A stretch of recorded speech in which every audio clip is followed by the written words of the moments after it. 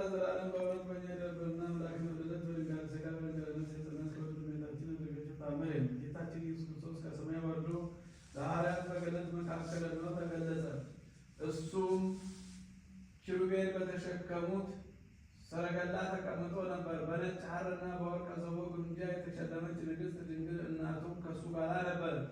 በራሷም ላይ የወርቅ ዘውድ ነበር። በዘውዱም ላይ የዕንቁ ፈርጥ ያለበት አክሊል ነበር። ብዙም መላእክት በሰረገላው ዙሪያ ቆሞ ነበር፣ በተወደደ ምስጋና ያመሰግኑ ነበር። ሐዋርያትም ድንግል እናቱንና መድኃኒታችንን የብዙ የሚሆኑ መላእክት በዙሪያው ቆሞ ባዩ ጊዜ ሰገዱለት።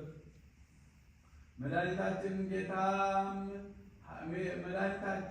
ጌታም ሐዋርያትን የቁርባኑና የመሥዋዕቱን ሥራ ሁሉ አዘጋጁልኝ አላቸው። ከመንፈስ ቅዱስም ጋር አባቴ በንጽሕት እናቴ ማርያም ስም አብያተ ክርስቲያናትን ለማነጽ የወደዳት ቀን ናትና በመስዋዕቱና በመስዋዕቱ ላይ ያለውን የመሥዋዕቱን ሥራ ሁሉ ባዘጋጁ ጊዜ መድኃኒታችን ጴጥሮስን ይዞ ቀኝ እጁን በራሱ ላይ አስቀምጦ ለእስራኤል ወገኖች ሁሉ አባት መምህር አደረገው።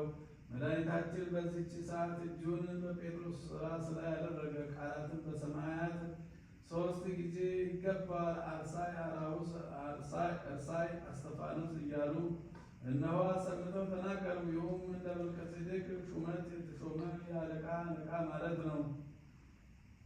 እንዲሁም ቀሳውስትና ጳጳሳትን ዲያቆናትን የቤተ ክርስቲያን ሥርዓትን ሁሉ ሾመ።